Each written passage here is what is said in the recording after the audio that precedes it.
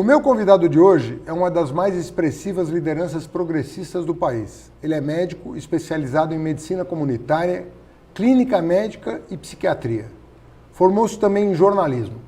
Já foi ministro da Saúde e hoje é senador pelo estado de Pernambuco e líder do PT naquela casa. Boa noite, Humberto Costa. Boa noite.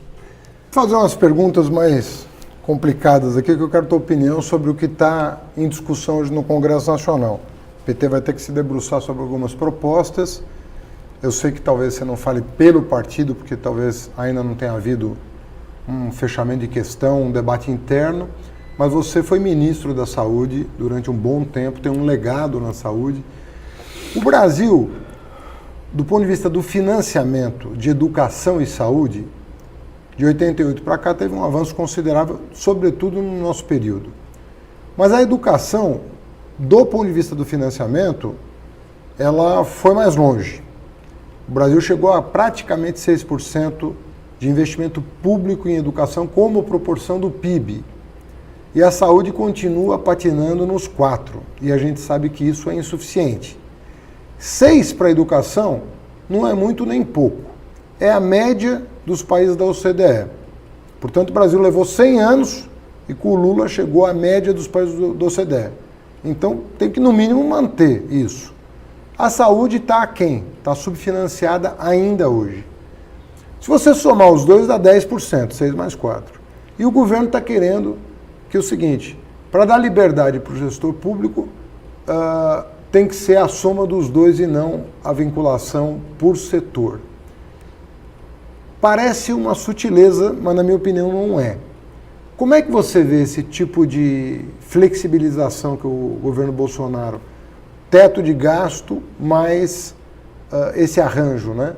Em vez de você ter vinculação segregada, você vai ter uma vinculação total. Bom, eu acho que isso, na verdade, na visão deles, é apenas uma etapa. Eu acho que eles querem chegar na situação em que não haja nenhuma vinculação. De certa forma, se nós tivéssemos em conta que todos os gestores fossem gestores com compromisso social, com uma forma adequada e honesta de gerir o recurso público, poderia ter uma certa lógica. Eu vejo, por exemplo, às vezes, municípios que o gestor, para cumprir a exigência de gasto na educação, ele tem que utilizar alguma criatividade. E, às vezes, essa criatividade nem é aceita, por exemplo, pelos tribunais de contas. Por exemplo, nosso prefeito lá de Recife, João Paulo, depois o João da Costa, responderam a processos no Tribunal de Contas porque eles utilizaram o recurso em fardamento, por exemplo, em merenda escolar, em outras atividades que o Tribunal de Contas entendeu que não eram gastos em educação. Ao mesmo tempo em que na saúde, apesar de ter melhorado muito o financiamento municipal lá, nós ainda tínhamos carências. Então, se essa flexibilização fosse, digamos assim, uma coisa que a gente tivesse a convicção de que não vai gerar malefício para ninguém, seria uma coisa boa. Mas eu acho, primeiro, que isso é só um passo que eles estão dando. E, segundo, que cada lugar tem uma realidade própria, mas também tem situações que são comuns, né? Eu acho que se deveria manter como a coisa está, você ter saúde e educação com vinculações, a saúde crescendo um pouco mais a vinculação federal, porque hoje os municípios, eles já gastam não os 15% em saúde que há a exigência disso, o mínimo. Muitos deles estão com 28%, com 30%, e não tem como não gastar, porque o prefeito é o que recebe, vamos dizer, o primeiro impacto, não é? Então, ou ele gasta, ou então a sua gestão vai ser destruída do ponto de vista de imagem junto à opinião pública. Os estados que antigamente não cumpriam a exigência de gasto mínimo, hoje também estão todos eles gastando mais do que 12%, talvez até mais. E o governo federal é que, no nosso período melhorou o gasto, a relação entre gasto federal e gasto estadual e municipal diminuiu muito, porque houve o crescimento dos gastos estaduais e municipais, mas aqui cresceu. Depois do Temer, aí a coisa piorou, porque veio a PEC do teto dos gastos. Nós denunciamos que isso ia acarretar necessariamente queda dos gastos em saúde que estavam crescendo e realmente resultou, não é? E hoje, proporcionalmente, nós estamos tendo praticamente uma regressão de gastos proporcionais em termos de saúde, né? Então, o investimento per capita em saúde está seguramente caindo. Sim, está caindo. E a qualidade da prestação dos serviços está caindo. Eles agora estão adotando uma proposta de financiamento da área da atenção básica, que sai de uma lógica que era a da transferência global de recursos para a exigência de determinação de uma clientela. Então você vai receber agora a partir de quem você cadastra, que é uma forma, vamos dizer, disfarçada de estabelecer algum tipo de restrição na universalização. Então, eu não vejo essas propostas aí que eles apresentam como qualquer coisa que tivesse o objetivo de dar uma maior flexibilidade para o gestor, é muito mais criar um ambiente para mais à frente eles acabarem com todo tipo de vinculação. Se vão conseguir, não sei. Aqui em São Paulo, nós criamos um conceito de hospital-dia para baratear os custos de atendimento da média complexidade, sobretudo cirurgias eletivas que não implicavam internação da pessoa. A pessoa fazia uma cirurgia ambulatorial e ia para casa. Tem havido mudanças, inovações do ponto de vista de organização do sistema para baratear custo? Tem, sim, muita coisa já foi feita, essa ampliação do atendimento básico e também da área de atendimento de emergência, essas coisas evoluíram bastante, não é? Ideias também, não apenas do ponto de vista de barateamento, mas também de formas mais humanizadas de atendimento também fazem parte de ações nesse sentido. O SUS é uma experiência muito, muito rica também em termos de criatividade. Nós fizemos no Brasil uma reforma da atenção à saúde mental, que é uma das mais avançadas do mundo, e que agora está em pleno processo de reversão, não é? Com uma visão, digamos, equivocada no sentido de propor soluções únicas para problemas que são muito mais amplos. Por exemplo, como enfrentar a questão da droga-adição, não é? Nós achamos que, em alguns casos, por exemplo, utilizar uma comunidade terapêutica é cabível. Como você tem um amplo espectro de ações para o tratamento e que muitas vezes se adaptam a umas pessoas e outras não, então você pode ter essa possibilidade.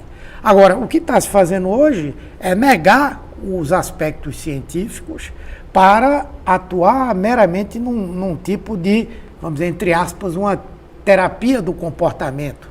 Então, isso é um retrocesso, não há um controle sobre as condições em que isso acontece do lado de cá.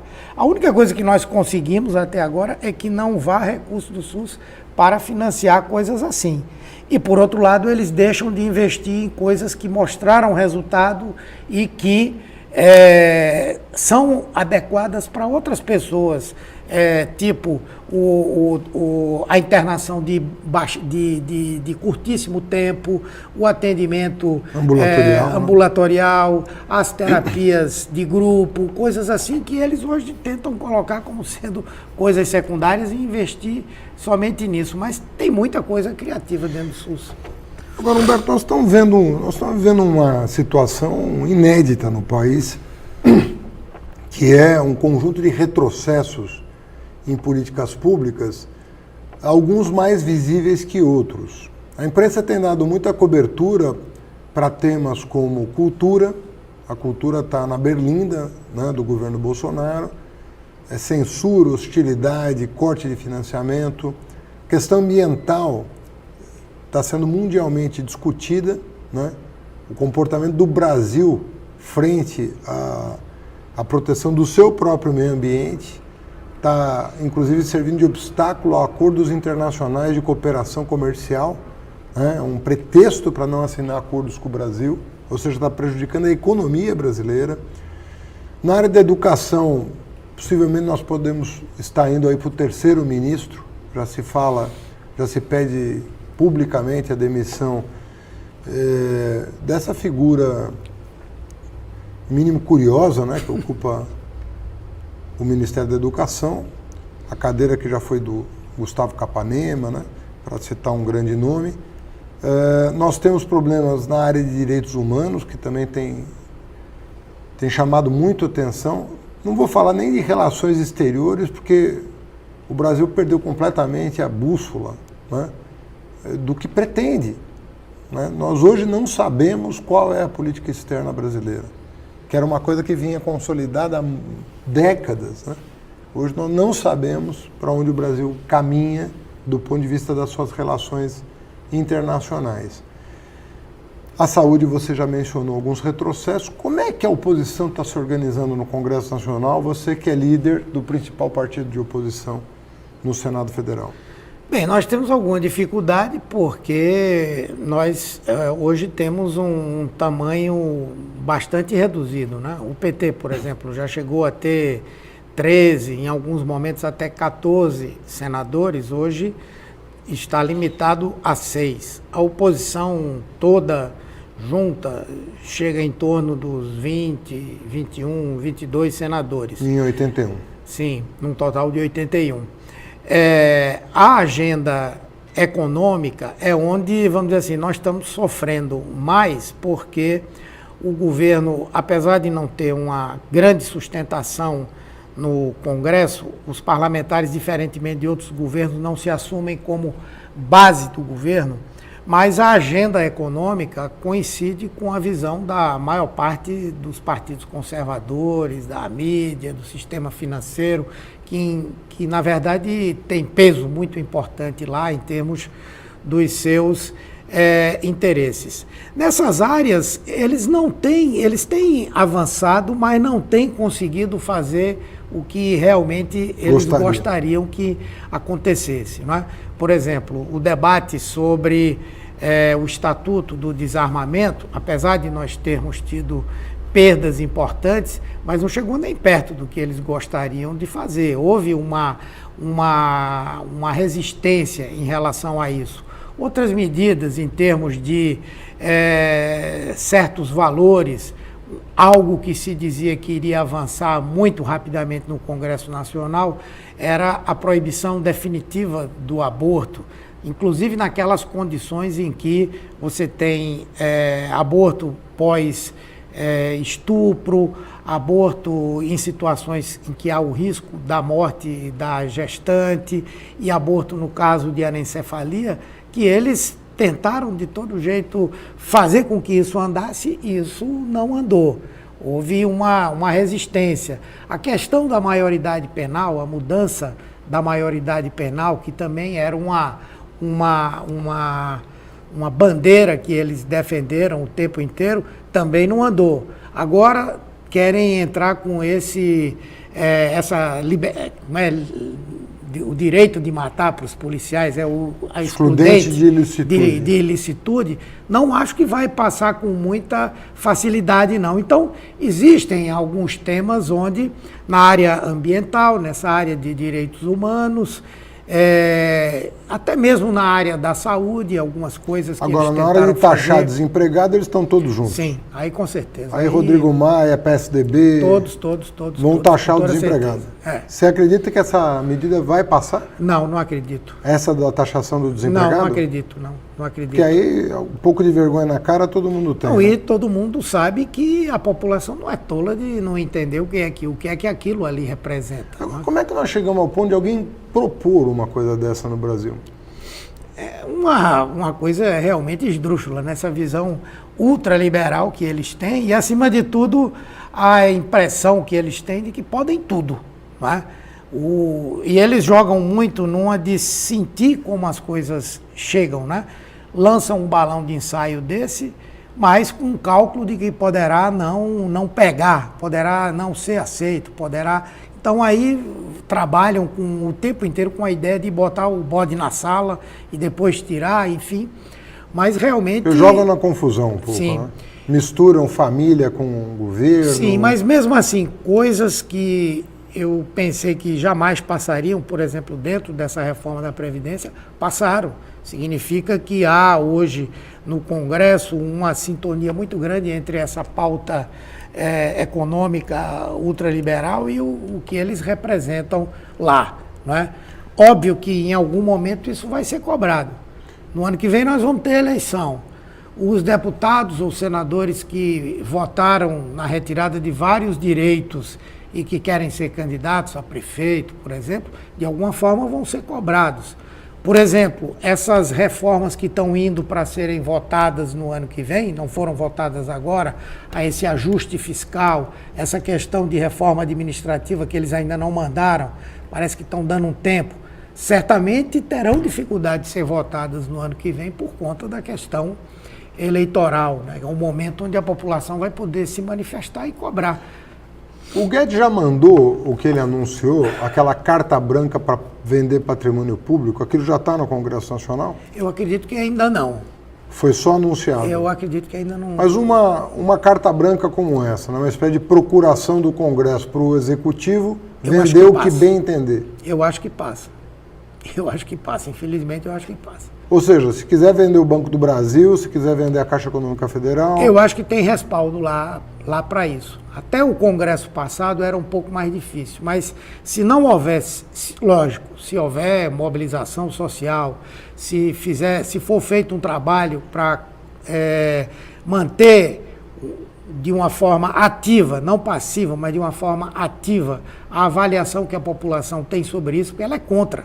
Sim. Todas as pesquisas mostram que ela é contra essa privatização indiscriminada. Mas se não existir um movimento de resistência com alguma força, eles passam isso com toda certeza. Os rumores de que os bancos públicos, sobretudo o Banco do Brasil e Caixa, estão sendo preparados para a venda, isso...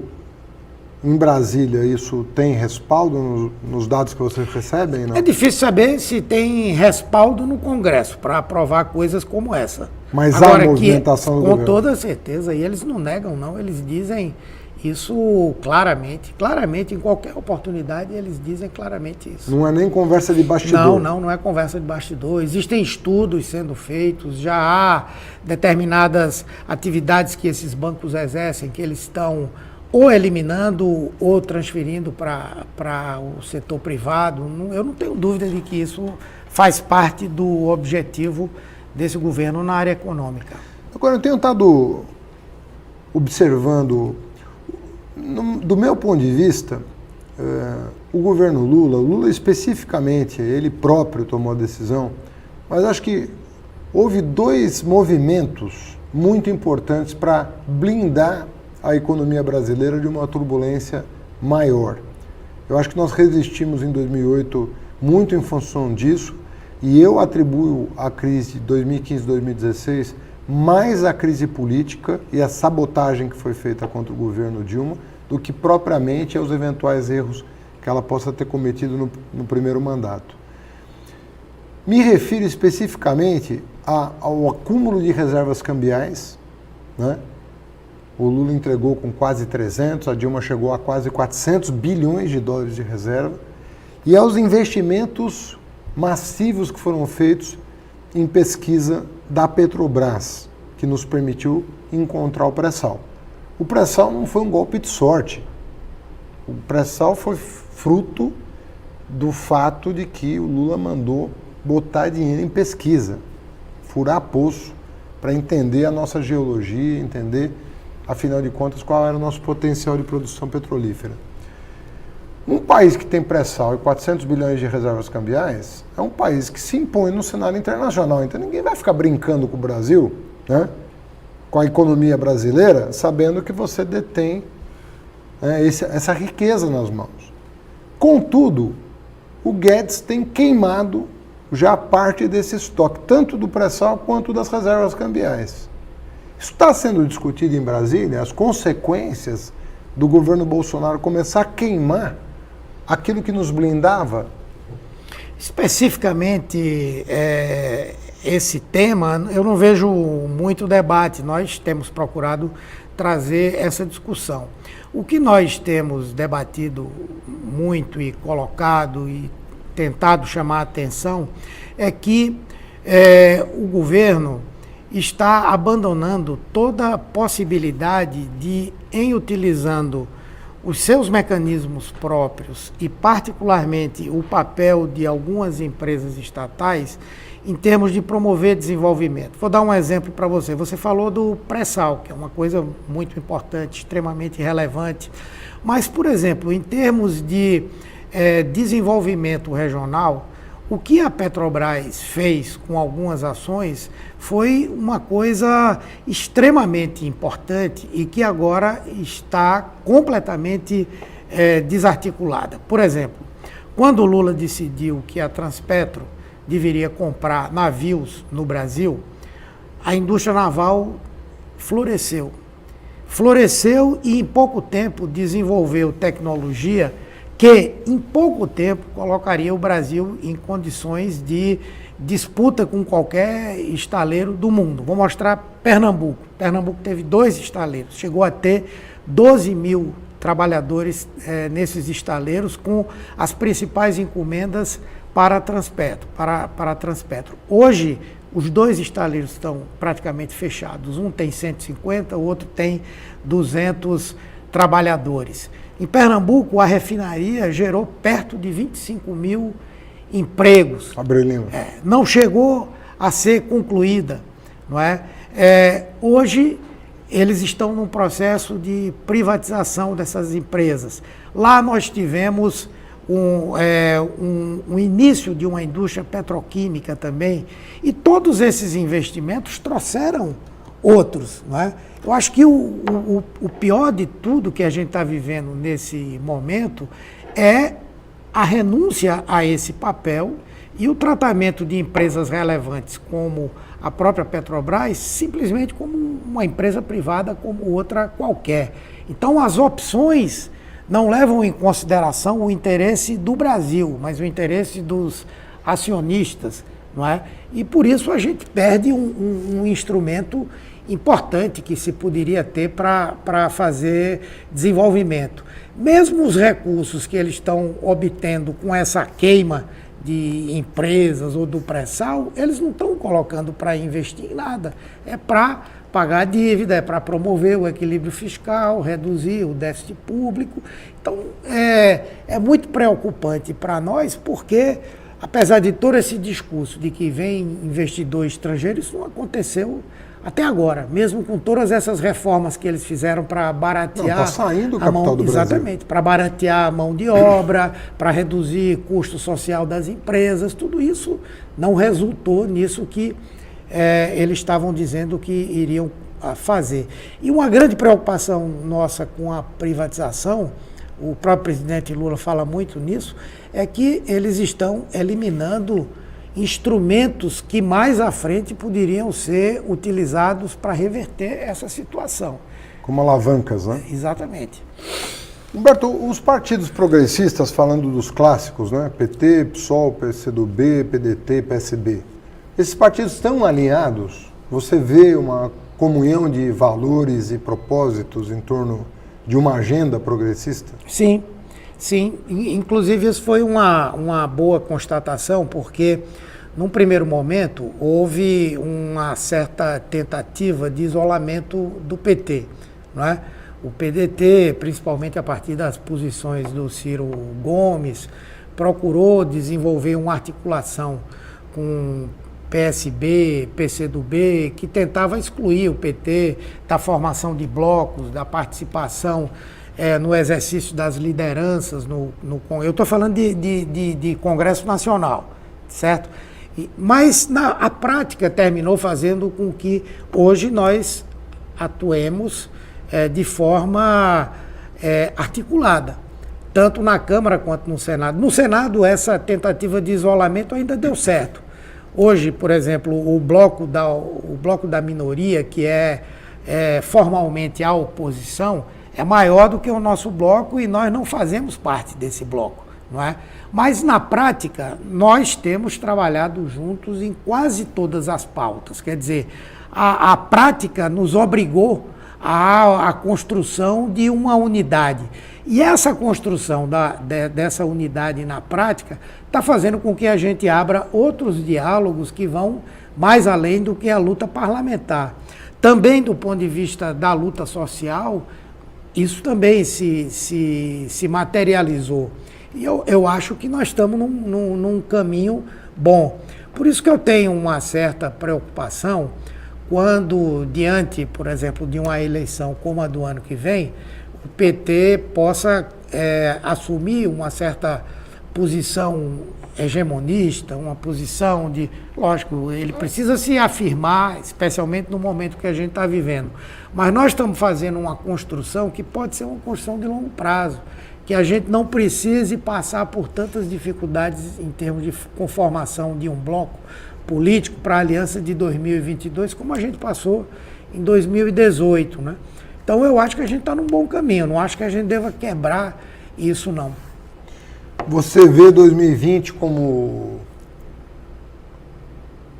uma etapa de um processo de construção de um campo progressista mais consolidado no Brasil? Vejo.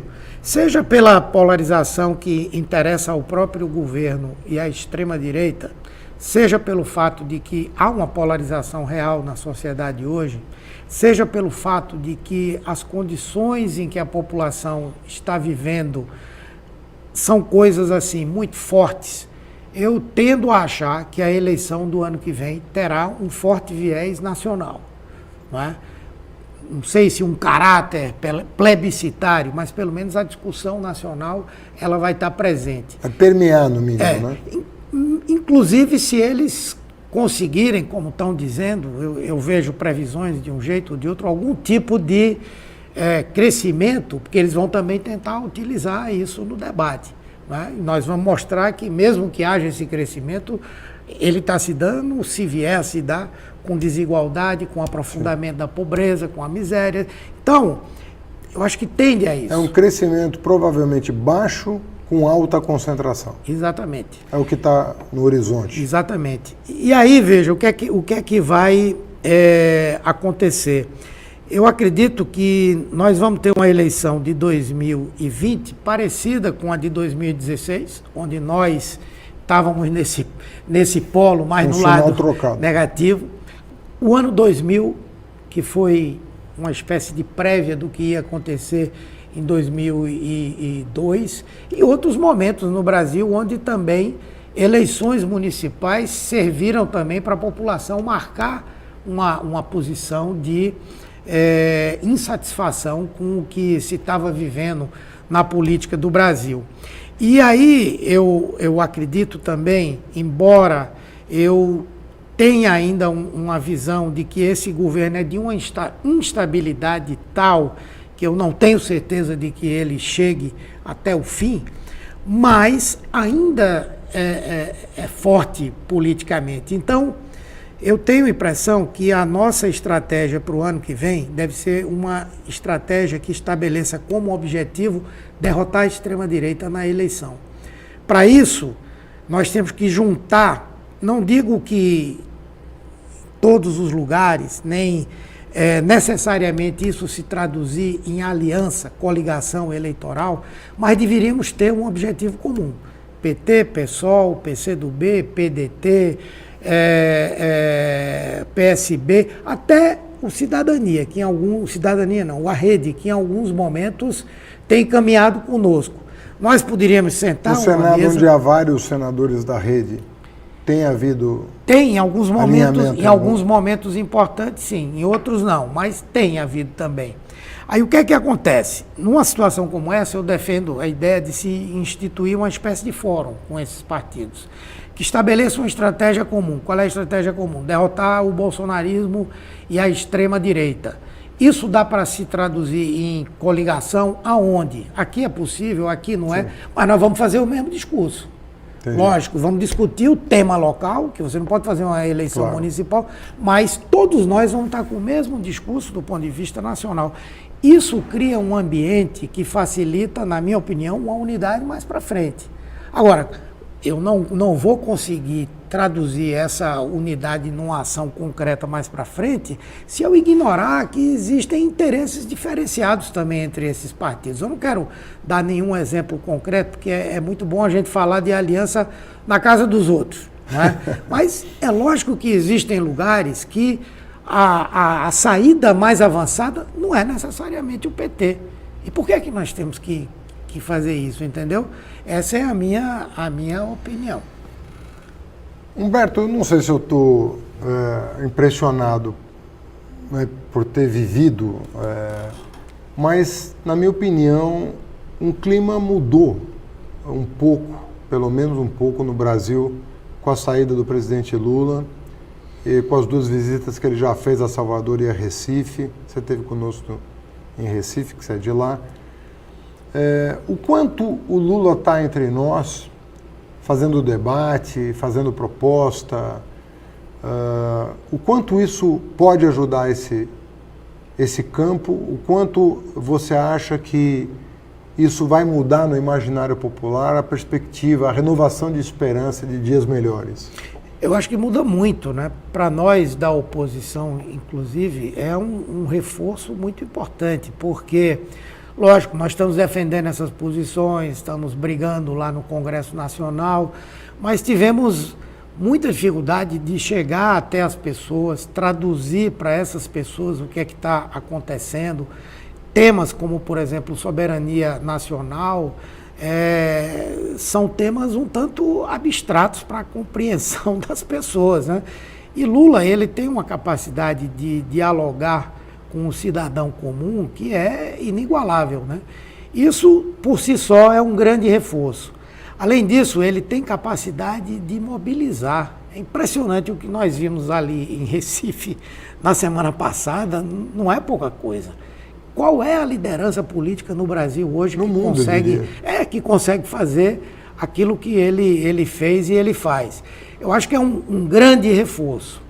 O que eu considero e que eu acho importante é que ele está usando uma grande qualidade que ele tem, que é essa força, essa coerência, essa capacidade de falar para as pessoas e de mobilizar. Mas ele tem uma outra qualidade que eu acho que é muito grande, que nesse momento ele ainda não está utilizando, que é de dialogar. Aglutinar. Aglutinar, dialogar inclusive com os diferentes, não é?